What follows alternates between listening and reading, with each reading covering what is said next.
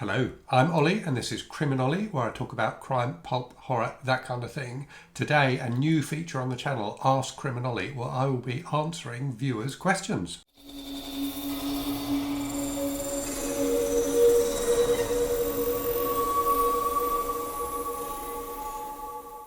So the idea for this came about during a rather jokey conversation between me and one from Blake by Visions, where he suggested he thought it would be a good idea. He said, and I quote, that I appear wise. So I think appear is the key word in that phrase. So I did put out a plea or a request for questions in my weekly wrap-up video, which went up yesterday, so I'm filming this on Sunday, and had far more questions than I expected, which is good. So I am doing the first instalment of Ask CriminOlly. I'm going to answer 4 of the questions that I was asked. I was asked more questions than that, so I've got some questions I've held back for next week. But at any point, feel free to ask questions in comments on my videos. Just preface the question with Ask CriminOlly if you'd like me to do the answer in a video rather than just answering in the comments. And if you'd like to ask questions anonymously, you are very welcome to do that. Email me at criminolly@gmail.com. I will answer questions on anything, so it can be stuff about the channel, stuff about me, stuff about books, stuff about life. I'm happy to be an agony aunt for my viewers there. I just can't promise that I'll be a very good one. I should probably have some sort of legal disclaimer at the bottom of the screen, shouldn't I? But I don't know what I'd put there. Right, okay, so let me go through some of the questions I've had this week. So 4 questions, as I say, I'm going to go through. So the first one was from Michael Romeo Loves Books. So hello, Michael. And his question is, how do you find the time to record and upload content each day? So I think there's two things that help me to do this. So firstly, I work from home primarily. So in the pre-COVID days, I'm pretty confident I wouldn't have had the time to do this. But I work from home. I do go into the office, once or twice a week. But I do have time at home, and the way I kind of plan my videos and structure my videos, I can film them fairly quickly. So I film most of my videos in one take. I do a bit of editing to remove the most egregious errors and things like that. You might not know that, but I do. But yeah, it doesn't take me much longer to film a video than it does for you to watch it. Maybe 1.5 times as long. My kind of studio setup, obviously I'm in a different place than normal today because my office is is being redecorated. But literally, I just put the camera on it or put my phone on a tripod, start talking, and then I tend to batch film as well. Which means I film a load of videos in one go. So you may have noticed that I often appear not to have changed my clothes throughout the week. That's not because I actually don't change my clothes. I do wear clean clothes every day. It's just that I film the videos in one go, and then I kind of edit them as I go during the week. So I quite often do editing like when I'm cooking or something like that, which might sound a bit strange, but a lot of the editing process for me is not actually editing, it's just running the video through again to see where there are bits I need to clip out or whatever. And with some videos I need to do very little other than just adding in the little intro and adding in the bit at the end for where the suggestions from YouTube come up. So it doesn't take me very long to edit, and I can usually do other things while I'm doing it. So yeah, those two things combined mean that I'm able to film quite a lot. And I've managed to get into a routine that works for me, that means I can upload every day. Everyone's going to be different, and I certainly wouldn't suggest that you set yourself the goal of uploading every day, because it's not, depending on your domestic setup, it may not be easy for you to do. Everyone should just, everyone who's doing booktube should just find the routine that works for them. I've found that, every day works for me and I can fit it into my life. So yeah, it's it works for me, but it may not work for everyone. The other thing I would say is I do plan my videos in advance. So having a schedule on the channel where I kind of have set days for set types of videos makes it a lot easier for me to think about what I'm going to do next. So I have a fairly standard routine, which again just makes it a bit easier for me. So hopefully that's answered your question, Michael. Okay, next question then is from Priscilla Bettis, and her question is: are you a writer yourself? So the answer to this question is no, but I used to be. So I don't write now. I did try and do a story for Regina's Haunted Library horror tube anthology, which she's putting together at the moment, but I just couldn't get it to work. But in the past, I did write. So about 10 years ago, or so, maybe a bit less than that, I published or self-published a couple of novels and a load of short stories. They're still available on Amazon. I haven't looked at them for a very long time. They definitely could have done with another round of editing and proofreading and things like that. So I think there are some errors in them.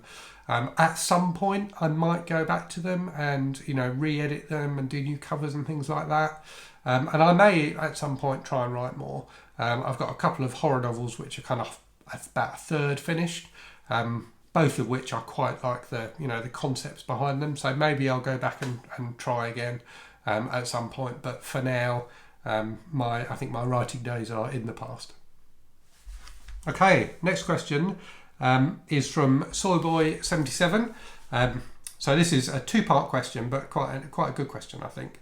And this does tie into the movie adaptation tag that Michael Romeo Loves Books created, which I'm going to be doing soon. So Soulboy77, look out for that one, because there may be some kind of related answers in that play in the same area as the questions you asked.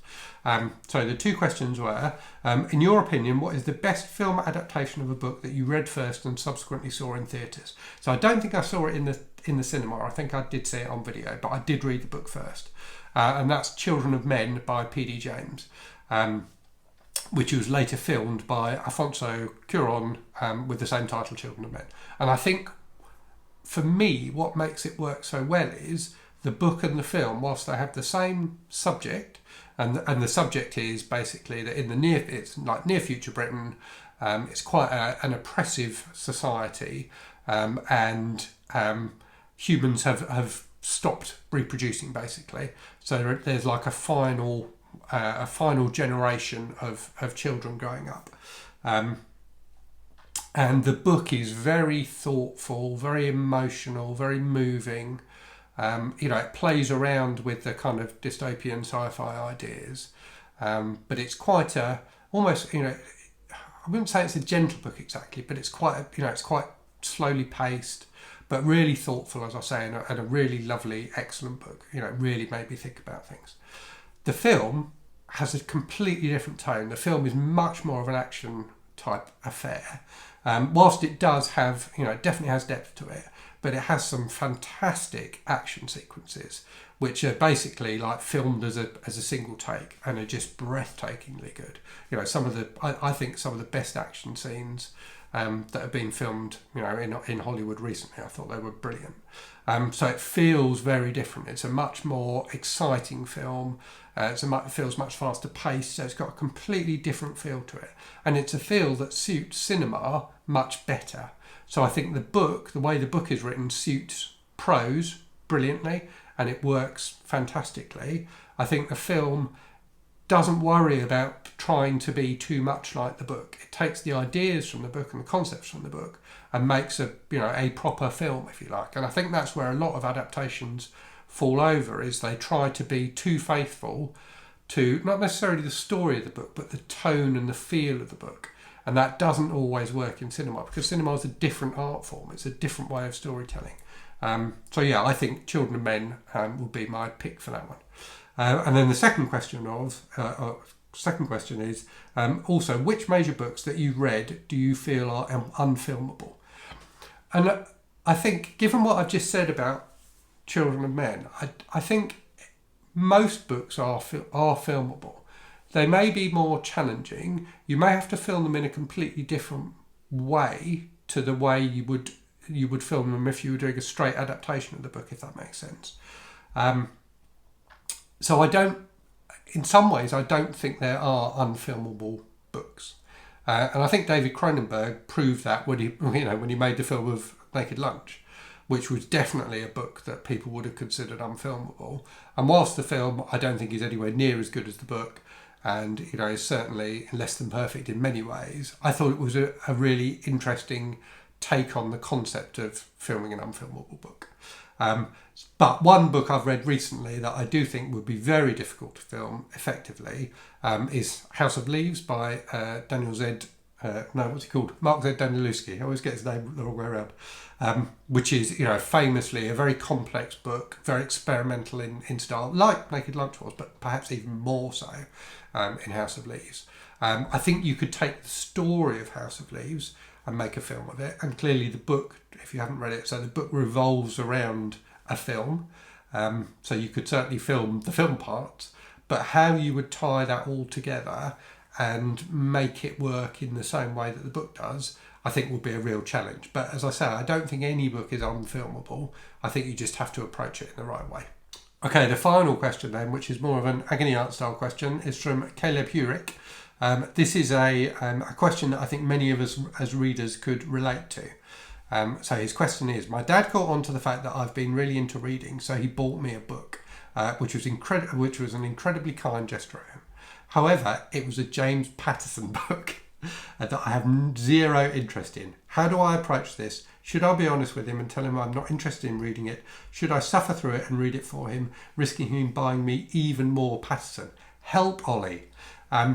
So yeah, I can certainly relate to this. I've certainly been bought books by people who were very well intentioned, which I didn't enjoy at all. And I think non-readers sometimes think that we as readers would just love reading and would love any book. And clearly James Patterson's a very popular author, so to a non-reader, James Patterson might well seem like a pretty good choice. Everybody loves James Patterson, so Caleb, who likes reading, is clearly going to like James Patterson. But I get your dilemma, Caleb. But I think you've posed this as kind of a binary question, which is either do you be honest with your dad and tell him you're just not going to read it, or do you read the book and risk him buying you more James Patterson? So I think there's a third way, which is I think the best way to approach this, and I think that is try the book, because actually you might like it. So I've slagged off James Patterson on the channel many times, but I will confess there are James Patterson books that I've read in the past that actually weren't terrible, that I did quite enjoy. But I think you're onto a winner either way with this one, Caleb, because I think if you read it and like it, which I agree is probably the less likely outcome, then I think you can honestly say to your dad that you liked it, but you're not necessarily a James Patterson fan, so maybe don't buy you Patterson in the future. If you read it and hate it, then be prepared to DNF it. Just give it a decent go. Give it 50 pages. And then DNF it. And then again, you can talk to your dad about it and you can say, thanks Dad for buying me that book. I did try it, I read 50 pages of it, but I'm afraid I just couldn't get into it. It's just not really my kind of thing. These are some, if you ever feel like buying me a book again in the future, these are some authors I do really like. But I really appreciate the gesture. So that's how I would approach that. I think honesty in anything is always the best policy, because lies just tend to trip you up in the end. Okay, that's the questions done, so it's time for me to pluck a random book from the shelves. Today's book is something a bit different. It is a very battered old copy of The London A to Z. So this is one of those things that I keep on thinking, I don't need this, I have no use for this book. I'm never going to use this again. I have used it in the past as a map to get around London, but clearly in the modern world where we all have Google Maps on our phones, we don't need printed maps anymore. But I think printed maps are rather lovely, and I do quite like it sounds weird, but I do quite like just flicking through this book sometimes. It's got a wonderful battered, used feel to it, which I think in itself is appealing, but it's quite nice just to look at places I have been in London, and just to glance through the pages. I think there's something about map making and the way it sets our world in order, which is quite comforting somehow. So yes, that's today's book, The London A to Z. So if you're one of the people who asked a question today which I answered, I hope you found my answer useful. If you asked a question and I haven't got to it yet, then I promise I will do eventually. I'm going to keep track of all the questions and I will work through them. And if you haven't asked a question yet and there's a burning question that you want my opinion or advice on, then do, as I say, leave a comment on a video with Ask CriminOlly at the start of it, so I know you want me to answer it in a video. Or if you want to ask the question anonymously, you can email me at criminolly@gmail.com. As always, thank you very much for watching. Hope you enjoyed the video. Hope you're safe and well. Hope you're reading good stuff. And I'll speak to you again very soon. Cheerio.